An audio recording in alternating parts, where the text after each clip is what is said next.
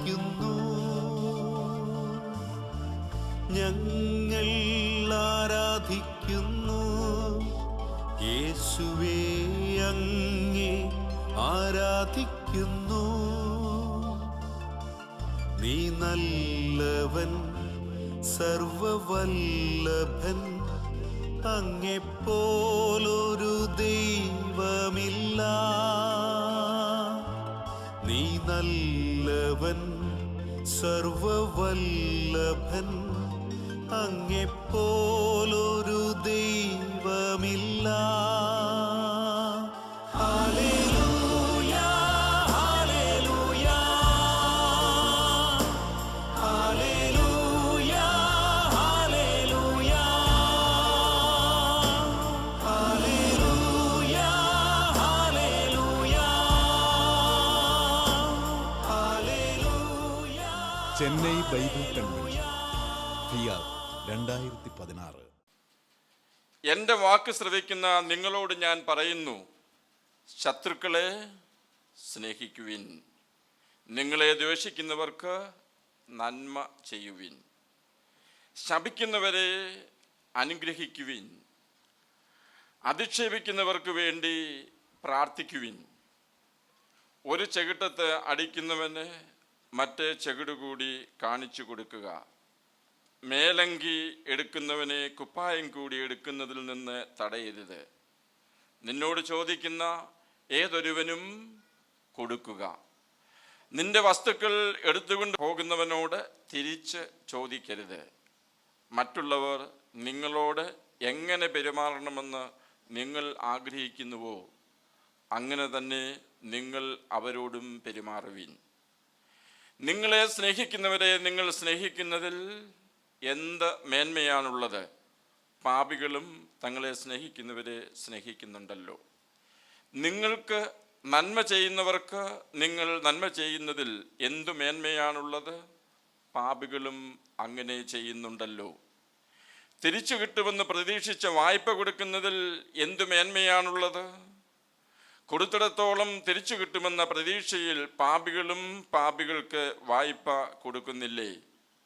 എന്നാൽ നിങ്ങൾ ശത്രുക്കളെ സ്നേഹിക്കുവിൻ, തിരിച്ചു കിട്ടുമെന്ന് പ്രതീക്ഷിക്കാതെ മറ്റുള്ളവർക്ക് നന്മ ചെയ്യുകയും വായ്പ കൊടുക്കുകയും ചെയ്യുവിൻ. അപ്പോൾ നിങ്ങളുടെ പ്രതിഫലം വലുതായിരിക്കും. നിങ്ങൾ അത്യുന്നതൻ്റെ പുത്രന്മാരായിരിക്കുകയും ചെയ്യും. കാരണം അവിടുന്ന് നന്ദിഹീനരോടും ദുഷ്ടരോടും കരുണ കാണിക്കുന്നു. നിങ്ങളുടെ പിതാവ് കരുണയുള്ളവനായിരിക്കുന്നത് പോലെ നിങ്ങളും കരുണയുള്ളവരായിരിക്കുവിൻ. പ്രിയമുള്ളവരെ, ദൈവവചനമാണല്ലോ നാം ശ്രവിച്ചത്. ഈ ദൈവവചനം ഒരാമുഖ സന്ദേശമായിട്ട് ഞാൻ ഇവിടെ പ്രത്യേകമായിട്ട് വായിച്ചത്, നാം സാധാരണയായിട്ട് വചനം വായിക്കുന്നവരാണ്, വചനം പ്രഘോഷിക്കുന്നവരാണ്, വചനത്തിന് സാക്ഷ്യം നൽകുന്നവരാണ്, വചനത്തിൻ്റെ ജീവൻ നൽകുന്നതായ അനുഭവമുള്ളവരാണ്. വചനത്തിലൂടെ നമുക്ക് ലഭിക്കുന്നതായ അടയാളങ്ങൾ നമ്മൾ കാണുകയും അതിന് നമ്മൾ സാക്ഷ്യം നൽകുകയും ചെയ്യുന്നവരാണ്. വചന ശുശ്രൂഷയിലൂടെ നടക്കുന്നതായ അത്ഭുതങ്ങൾ നാം നിരന്തരമായിട്ട് ശ്രവിച്ചു കൊണ്ടിരിക്കുന്നവരാണ്. ഈ വർഷത്തെ ഫിയാത്ത് 2016 ഇത് തന്നെയാണ് ആവർത്തിക്കപ്പെടുന്നത്. അത് ആവർത്തിക്കപ്പെടുമ്പോൾ ഞാൻ ആഗ്രഹിക്കുന്നത്, അല്ലെങ്കിൽ ഈ കാലയളവിൽ എൻ്റെ വചനവായനയും പഠനവും ധ്യാനവുമൊക്കെ ഞാൻ കേന്ദ്രീകരിക്കുന്നത് നമുക്ക് പരിശുദ്ധ സഭയിൽ പ്രത്യേകമായിട്ട് പ്രഖ്യാപിക്കപ്പെട്ടിരിക്കുന്ന അസാധാരണ ജൂബിലി വർഷത്തോടനുബന്ധിച്ച് സഭയിൽ പരിശുദ്ധ പിതാവ് പ്രഖ്യാപിച്ചിരിക്കുന്നതായ വിശുദ്ധ വത്സരത്തോട് അനുബന്ധിച്ചാണ്. ഈ വിശുദ്ധ വത്സരത്തിൻ്റെ പ്രത്യേകമായ സന്ദേശമായിട്ട് ഇപ്പോൾ നാം വായിച്ചു കേട്ടതായ വചനഭാഗത്തിൻ്റെ ഉപസംഹാരമായിട്ട് കർത്താവ് പറഞ്ഞതായ വചനഭാഗമാണ് പരിശുദ്ധ മാർപ്പാപ്പ നമുക്ക് നൽകിയിരിക്കുന്നത്. നിങ്ങളുടെ സ്വർഗസ്ഥനായ പിതാവ് കരുണയുള്ളവനായിരിക്കുന്നത് പോലെ നിങ്ങളും കരുണയുള്ളവരായിരിക്കുവിൻ എന്ന്. ഈ വർഷത്തെ നമ്മുടെ വചനവായനയും ധ്യാനവും നമ്മുടെ എല്ലാ ആരാധനയും ഈ വചനത്തിൽ കേന്ദ്രീകൃതമായി നാം നടത്തുമ്പോൾ ഈ വിശുദ്ധ വത്സരത്തിൻ്റെ അനുഗ്രഹ പൂർണ്ണതയിലേക്ക്, ദണ്ഡവിമോചനങ്ങളിലേക്ക്, നമ്മുടെ ആത്മീയമായിട്ടുള്ളതായ സ്വർഗോന്മുഖമായ തീർത്ഥാടനത്തിൽ ദൈവിക അനുഗ്രഹങ്ങൾ പ്രാപിച്ചുകൊണ്ട് നമുക്ക് മുന്നോട്ട് പോകുവാനായിട്ട് സാധിക്കും. അതിനുള്ളതായ ഉത്തേജനം നമുക്ക് ലഭിക്കും. ഈ വചനത്തോട് അനുബന്ധിച്ച് ഞാൻ ഈ കാലയളവിൽ പ്രത്യേകമായിട്ട് വിചിന്തനം ചെയ്യുന്നത് ഇപ്രകാരമാണ്. ദൈവം നമ്മെ എപ്രകാരമാണ് സൃഷ്ടിച്ചിരിക്കുന്നതെന്ന് വചനം നമ്മളോട് സാക്ഷ്യപ്പെടുത്തുന്നുണ്ട്. എപ്രകാരമാണ് നമ്മെ സൃഷ്ടിച്ചിരിക്കുന്നത്? ദൈവത്തിൻ്റെ ഛായയിലും സാദൃശ്യത്തിലും. അവിടുത്തെ ജീവശ്വാസം തന്നെ മനുഷ്യനിലേക്ക് അവിടുന്ന് നിവേശിപ്പിച്ച് അവിടുത്തെ അസ്തിത്വത്തിൻ്റെ ഒരു ഭാഗമായിട്ടാണ് ദൈവം മനുഷ്യനെ സൃഷ്ടിച്ചിരിക്കുന്നത്.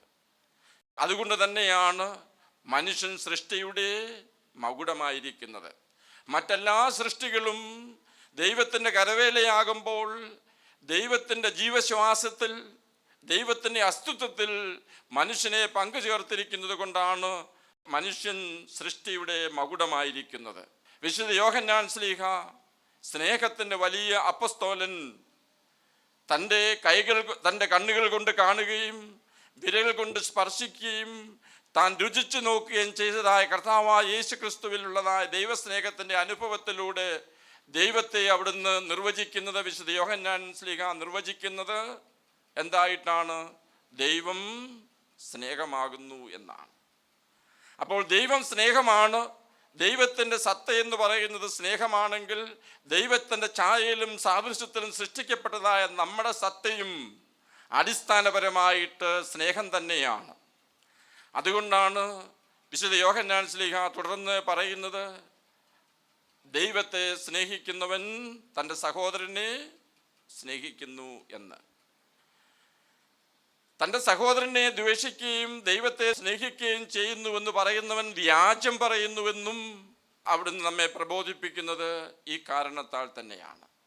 അതുകൊണ്ട് സത്താപരമായി ദൈവത്തിൻ്റെ സത്തയോട് നാം ചേർന്ന് നിൽക്കുമ്പോൾ ദൈവത്തിൻ്റെ സ്നേഹത്തോടാണ് നാം ചേർന്ന് നിൽക്കുന്നത്. ഈ കാരണത്താൽ തന്നെയാണ് കർത്താവ് എപ്പോഴും നമ്മെ പ്രബോധിപ്പിക്കുന്നത്, നിങ്ങളുടെ സ്വർഗസ്ഥനായ പിതാവ് പരിപൂർണനായിരിക്കുന്നത് പോലെ നിങ്ങളും പരിപൂർണരായിരിക്കുവിൻ. അതേ അർത്ഥത്തിൽ തന്നെയാണ് ലൂക്കോസിന് സുവിശേഷം 6-ാം അധ്യായം 36-ാം വാക്യത്തിൽ കർത്താവ് അരുൾ ചെയ്യുന്നത്, നിങ്ങളുടെ സ്വർഗസ്ഥനായ പിതാവ് കരുണയുള്ളവനായിരിക്കുന്നത് പോലെ നിങ്ങളും കരുണയുള്ളവനായിരിക്കുവിൻ. നിങ്ങളുടെ സ്വർഗസ്ഥനായ പിതാവ് സ്നേഹമുള്ളവനായിരിക്കുന്നത് പോലെ നിങ്ങളും സ്നേഹമുള്ളവരായിരിക്കുവിൻ. നിങ്ങളുടെ സ്വർഗസ്ഥനായ പിതാവ് ലോകത്തെ അത്രമാത്രം സ്നേഹിച്ചതിനാൽ, നമ്മെ അത്രമാത്രം സ്നേഹിച്ചതിനാൽ തൻ്റെ ഏകജാതനെ നൽകുവാനായിട്ട് അവിടുന്ന് തിരുമനസ്സായി. കർത്താവായ യേശുക്രിസ്തുവിലൂടെ ലോകത്തെ സ്നേഹിക്കുവാൻ, തൻ്റെ പുത്രനിലൂടെ ലോകത്തെ സ്നേഹിക്കുവാനായിട്ട് അവിടുന്ന് തൻ്റെ പുത്രനെ തന്നെ അയച്ചു. ആ പുത്രനാണ് നമ്മോട് പറയുന്നത് എന്ത്? നിങ്ങളുടെ സ്വർഗസ്ഥനായ പിതാവ് കരുണയുള്ളവനായിരിക്കുന്നത് പോലെ നിങ്ങളും കരുണയുള്ളവരായിരിക്കുവിൻ. ഇപ്രകാരം വിചിന്തനം ചെയ്തുകൊണ്ടാണ് പരിശുദ്ധ പിതാവ് കരുണയുടെ വർഷത്തിൽ നമുക്ക് നൽകുന്നതായ സന്ദേശത്തിൽ അടിസ്ഥാനപരമായിട്ട് നമ്മെ പ്രബോധിപ്പിക്കുന്നത്, കർത്താവായ യേശു ക്രിസ്തു പിതാവായ ദൈവത്തിൻ്റെ സ്നേഹത്തിൻ്റെ മുഖമാണ് എന്ന്. കർത്താവായ യേശു ക്രിസ്തു പിതാവായ ദൈവത്തിൻ്റെ സ്നേഹത്തിൻ്റെ മുഖമാണ്. പിതാവായ ദൈവത്തിന് ഈ ലോകത്തോടുള്ളതായ കാരുണ്യത്തിൻ്റെ മുഖമാണ്, സ്നേഹത്തിൻ്റെ മുഖമാണ് കർത്താവായ യേശു ക്രിസ്തു. ആയതിനാൽ കർത്താവായ യേശു ക്രിസ്തുവിൽ പിതാവായ ദൈവത്തിൻ്റെ സ്നേഹം ദർശിക്കുവാനായിട്ട് നമുക്ക് സാധിക്കണം. തുടർന്ന് പരിശുദ്ധ പിതാവ് നമ്മെ പ്രബോധിപ്പിക്കുന്നത്, പരിശുദ്ധ സഭ ദൈവസ്നേഹത്തിൻ്റെ മുഖമായി പരിണമിക്കണം. ഇന്ന് ലോകത്തിന് അത്യന്താപേക്ഷിതമായിരിക്കുന്നത് ദൈവത്തിൻ്റെ ഈ കാരുണ്യവും സ്നേഹവുമാണ്. ദൈവത്തിൻ്റെ സ്നേഹവും കാരുണ്യവുമാണെന്ന് ലോകത്തിന് ആവശ്യമെങ്കിൽ അത് പരിശുദ്ധ സഭയിലൂടെയാണ് അനാവരണം ചെയ്യപ്പെടേണ്ടത്. അത് പരിശുദ്ധ സഭയിലൂടെയാണ് പങ്കുവെക്കപ്പെടേണ്ടത്. അത് പരിശുദ്ധ സഭയിലൂടെയാണ് ലോകത്തിന് നൽകപ്പെടേണ്ടത്. ആയതിനാൽ പരിശുദ്ധ സഭ ദൈവകാരുണ്യത്തിൻ്റെ മുഖമായിട്ട് പരിണമിക്കണം എന്ന് പരിശുദ്ധ പിതാവ് പ്രത്യേകമായിട്ട് ആഹ്വാനം ചെയ്യുന്നു. പ്രിയമുള്ളവരെ, കർത്താവായ യേശു ക്രിസ്തു ദൈവസ്നേഹത്തിൻ്റെ മുഖമാണ് എങ്കിൽ പരിശുദ്ധ സഭ കർത്താവായ യേശു ക്രിസ്തുവിൻ്റെ മുഖമാണെങ്കിൽ അത് ഇന്ന് പ്രസ്പഷ്ടമാക്കി കൊടുക്കേണ്ടത് നാം ഓരോരുത്തരുമാണ്. അങ്ങനെ വരുമ്പോൾ നാം ഓരോരുത്തരും കർത്താവായ യേശു ക്രിസ്തുവിൻ്റെ മുഖമായിട്ട് പരിണമിക്കണം. പരിശുദ്ധ സഭ ലോകത്തിന് ദൈവകാരുണ്യത്തിൻ്റെ മുഖമായി പരിണമിക്കുന്നത് നാം ഓരോരുത്തരും പരിശുദ്ധ സഭയോട് ചേർന്നുകൊണ്ട് നാം ഓരോരുത്തരും കാരുണ്യത്തിൻ്റെയും കർത്താവായ യേശു ക്രിസ്തുവിൻ്റെ കാരുണ്യത്തിൻ്റെയും മുഖമായിട്ട് പരിണമിക്കുമ്പോഴാണ്. അതെപ്രകാരമാണ് സാധിക്കുന്നത് എന്നാണ് ഇന്നത്തെ വായിച്ചതായ വചനഭാഗത്തിൽ പ്രത്യേകമായിട്ട് പറയുന്നത്. ഒരു സാധാരണമായിട്ടുള്ളതായ ക്രിസ്തീയ ജീവിത പദ്ധതി കൊണ്ട് അത് നടക്കുകയില്ല.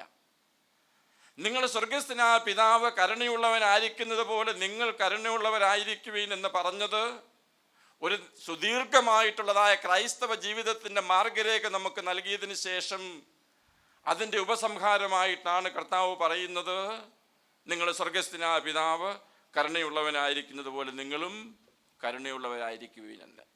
എൻ്റെ വാക്ക് കേൾക്കുന്ന നിങ്ങളോട് ഞാൻ പറയുന്നു, നിങ്ങൾ ശത്രുക്കളെ സ്നേഹിക്കണം. അപ്പോൾ ഈ ശത്രുക്കളെ സ്നേഹിക്കുമ്പോഴാണ് ദൈവത്തിൻ്റെ കാരുണ്യം നാം ആർജിക്കുന്നതും ദൈവത്തിൻ്റെ കാരുണ്യം നാം മറ്റുള്ളവരുമായിട്ട് പങ്കുവയ്ക്കുന്നതും. നിങ്ങളെ ദ്വേഷിക്കുന്നവരെ നിങ്ങൾ സ്നേഹിക്കുമ്പോഴാണ് നാം ദൈവത്തിൻ്റെ കാരുണ്യത്തിൻ്റെ മുഖമായിട്ട് പരിണമിക്കുന്നത്. ശപിക്കുന്നവരെ അനുഗ്രഹിക്കുമ്പോഴാണ് നാം ദൈവത്തിൻ്റെ കാരുണ്യത്തിൻ്റെ മുഖമായിട്ട് പരിണമിക്കുന്നത്. നമ്മളോട് ശണ്ട കൂടി നമ്മുടെ മേലങ്കി എടുത്തുകൊണ്ട് പോകുവാനായിട്ട് ആഗ്രഹിക്കുന്നവർക്ക് നമ്മുടെ കുപ്പായം കൂടി കൊടുക്കുവാനായിട്ട് തയ്യാറാകുമ്പോഴാണ് ദൈവസ്നേഹത്തിൻ്റെ കാരുണ്യമായിട്ട് നമ്മൾ യഥാർത്ഥത്തിൽ പരിണമിക്കുന്നത്. ഞാൻ ദീർഘിപ്പിക്കുന്നില്ല, വചനഭാഗം നമുക്കെല്ലാവർക്കും സുപരിചിതമാണല്ലോ. ഇന്ന് പരിശുദ്ധ സഭ നാം ഓരോരുത്തരും ദൈവകാരുണ്യത്തിൻ്റെ മുഖമായിരിക്കണമെന്ന് പറയുമ്പോൾ ഇപ്രകാരമുള്ളതായ ഒരു വ്യവസ്ഥിതി യഥാർത്ഥത്തിൽ ഇന്ന് ലോകത്തിൽ നടമാടുന്നുണ്ട് എന്നുള്ളതായ ഒരു തിരിച്ചറിവ് നമുക്കുണ്ടാകണം. ഇന്ന് ലോകത്തിൽ ഏറ്റവും അധികം പീഡിപ്പിക്കപ്പെടുന്ന സമൂഹം ഏതാണ്? ഇന്ന് ലോകത്തിൽ ഏറ്റവും അധികം പീഡിപ്പിക്കപ്പെടുന്ന സമുദായം ഏതാണ്?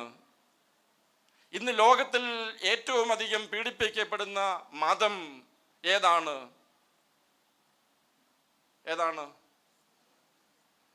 ക്രിസ്തീയ സമൂഹമാണോ? ക്രൈസ്തവ മതമാണോ? നിങ്ങൾക്ക് സംശയമുണ്ടോ? കത്തോലിക്ക രാജ്യങ്ങൾ എന്ന് പറയുന്നതായ രാജ്യങ്ങളിൽ ഇന്ന് രണ്ട് വിധത്തിലുള്ളതായ കാരണങ്ങളാൽ പരിശുദ്ധ സഭ പീഡിപ്പിക്കപ്പെടുന്നുണ്ട്. ഒന്ന്, സഭയ്ക്ക് പുറത്തു നിന്നുള്ളതായ ശത്രുത. ഇനിയും കപ്പലിൽ തന്നെയാണ് കള്ളൻ എന്ന് പറയുന്നത് പോലെ തന്നെ ക്രൈസ്തവരെന്നും കത്തോലിക്കരെന്നും കരുതുന്നതായ ക്രൈസ്തവ വിശ്വാസികൾ തന്നെ പരിശുദ്ധ സഭയെ പീഡിപ്പിക്കുന്നുണ്ട്. നമുക്കറിയാമല്ലോ, പൂർവ്വദേശങ്ങളിൽ നടന്നതായ ക്രൈസ്തവ പീഡനത്തിൽ നമ്മുടെ സഹോദരങ്ങൾ ആദിമ ക്രൈസ്തവ സമൂഹ അംഗങ്ങളെ പോലെ തന്നെ രക്തസാക്ഷികളാവുകയായിരുന്നു. രക്തസാക്ഷികളുടെ ചുടുനിണത്തിൽ നിന്നാണ് സഭ ഉത്ഭവിച്ചിരിക്കുന്നത്, സഭ തഴച്ചു വളർന്നത് എന്ന് പറയുന്നത് ഇന്നും സത്യമാണെന്ന് ഈ രക്തസാക്ഷികൾ സാക്ഷ്യപ്പെടുത്തിയിട്ടുണ്ട് എന്ന് നാം തിരിച്ചറിയണം. പക്ഷേ ഈ സാഹചര്യങ്ങളിൽ നാം നേരിടുമ്പോഴും ക്രൈസ്തവ വിപ്ലവം എന്ന് പറയുന്നത് സ്നേഹത്തിൻ്റെ വിപ്ലവമാണ്. ക്രൈസ്തവ വിപ്ലവം എന്ന് പറയുന്നത് ദൈവം സ്നേഹമാണ് എന്ന് ലോകത്തോട് പ്രഖ്യാപിക്കാനായിട്ട് സാധിക്കുമ്പോഴാണ് ക്രൈസ്തവ വിപ്ലവം സംജാതമാകുന്നത്. കർത്താവായ യേശു ക്രിസ്തു പിതാവായ ദൈവത്തിൻ്റെ സ്നേഹത്തിൻ്റെ മുഖമാണ് എന്ന് നമുക്ക് പ്രഖ്യാപിക്കാനായിട്ട് സാധിക്കുമ്പോഴാണ് ക്രൈസ്തവ സ്നേഹത്തിൻ്റെ വിപ്ലവം യഥാർത്ഥത്തിൽ സംജാതമാകുന്നത്. ഈ വിപ്ലവത്തിലൂടെ അല്ലാതെ ഇന്ന് സ്നേഹത്തിൻ്റെ ഈ വിപ്ലവത്തിലൂടെ അല്ലാതെ ഇന്ന് വചനം സ്വീകരിക്കുന്നതിനോ വചനത്തിന് സാക്ഷികളാകുന്നതിനോ നമുക്ക് സാധ്യമല്ല എന്ന് നാം തിരിച്ചറിയണം. പരിശുദ്ധ പിതാവ് ഒരു വിശുദ്ധ വത്സരം പ്രഖ്യാപിച്ചുവെങ്കിൽ ആ പ്രഖ്യാപനത്തിലൂടെ ഇന്ന് ലോകത്തിന് അത്യന്താപേക്ഷിതമായിരിക്കുന്നത് ദൈവസ്നേഹമാണ് എന്ന്, ദൈവത്തിൻ്റെ കാരുണ്യമാണ് എന്ന്, ഈ ദൈവകാരുണ്യത്തിൻ്റെ മുഖമാണ് കർത്താവായ യേശു ക്രിസ്തുവെന്നും പരിശുദ്ധ സഭയെന്നും പരിശുദ്ധ പിതാവ് നമ്മെ പ്രബോധിപ്പിക്കുമ്പോൾ നമ്മുടെ ഓരോരുത്തരുടെയും ജീവിതത്തിലൂടെ ഈ ദൈവകാരുണ്യത്തിന് സാക്ഷികളാകുവാൻ നമുക്ക് സാധിക്കണം. അതിനുള്ളതായ ഒരാഹ്വാനമാണ് നമുക്ക് ഈ കാലയളവിൽ ലഭിക്കുന്നത്. നമ്മുടെ ഈ വചന സ്വീകരണം നമ്മെ കൂടുതൽ പൗത്രീകരിക്കുവാനായിട്ട് ദൈവത്തിൻ്റെ ആ രക്ഷാകര പദ്ധതിയിലേക്കും രക്ഷാകര വിശുദ്ധിയിലേക്കും പ്രവേശിക്കുവാനുള്ളതായ ഒരവസരമായിട്ട് തീരണം.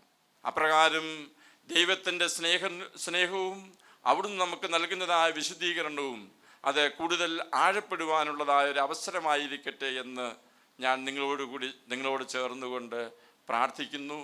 ആ വലിയ അനുഗ്രഹത്തിൻ്റെ ആശംസ നിങ്ങൾക്കെല്ലാവർക്കും നൽകിക്കൊണ്ട് കർത്താവായ യേശു ക്രിസ്തുവിൻ്റെ അമ്മ പരിശുദ്ധ മറിയത്തിൻ്റെ മധ്യസ്ഥതയിൽ നമ്മുടെ ഇന്ത്യയുടെ കാവൽ പിതാവും നമ്മുടെ പ്രത്യേക മധ്യസ്ഥനുമായ മാർത്തോമാ ശ്ലീഹായുടെ മധ്യസ്ഥതയിൽ ഫിയാത്ത് 2016 ഉദ്ഘാടനം ചെയ്യപ്പെട്ടതായി ഞാൻ പ്രഖ്യാപിക്കുന്നു. ദൈവം നമ്മെ എല്ലാവരെയും ധാരാളമായിട്ട് അനുഗ്രഹിക്കട്ടെ. എൻ്റെ പേര് വത്സ ജോസഫ്. ഞാൻ ചെന്നൈയിലാണ്. ഞാൻ ഇത് 10 വർഷമായിട്ട് ഞാൻ അവിടെ സൗദിയിലാണ് ജോലി ചെയ്തുകൊണ്ടിരുന്നത്. ഞാൻ ഇവിടെ വെക്കേഷൻ ഈ 2014 വെക്കേഷൻ വന്നപ്പോൾ ഈ 2-3 ഭയങ്കര പണിയായിരുന്നു. പോയി ടെസ്റ്റ് ചെയ്തപ്പോൾ ഇങ്ങനെ ബ്ലഡ് ക്യാൻസർ എന്ന് പറഞ്ഞു. പിന്നെ അതിന് വേണ്ടിയിട്ട് ഞാൻ ട്രീറ്റ്മെൻ്റ് എല്ലാം എടുത്തു. അതിനു മുമ്പ് എല്ലാ പള്ളിയിലും എല്ലാവരുടെ അടുത്തും ഇങ്ങനെ പ്രാർത്ഥനയ്ക്ക് വേണ്ടിയിട്ടും സാലോൺ ടി വിയിലും അപ്പോൾ എല്ലാം നല്ലതാകുമ്പോൾ ഞാൻ സാക്ഷി പറയാമെന്ന്. അന്ന് ആ സാക്ഷി ഇതിൽ ഞാനിപ്പോൾ നിൽക്കണേ. എൻ്റെ ട്രീറ്റ്മെൻ്റ് എല്ലാം കഴിഞ്ഞു. എനിക്കിങ്ങനെ ടെസ്റ്റ് ചെയ്തപ്പോൾ എല്ലാം നോർമൽ എന്ന് വന്നു. ഇപ്പോൾ അതിന് ദൈവത്തിന് സ്തുതി, സ്തോത്രം, ഹല്ലേലൂയ. നീ നല്ലവൻ, സർവവല്ലഭൻ, അങ്ങെപ്പോലൊരു ദൈവമില്ല. നീ നല്ലവൻ, സർവവല്ലഭൻ, അങ്ങെപ്പോ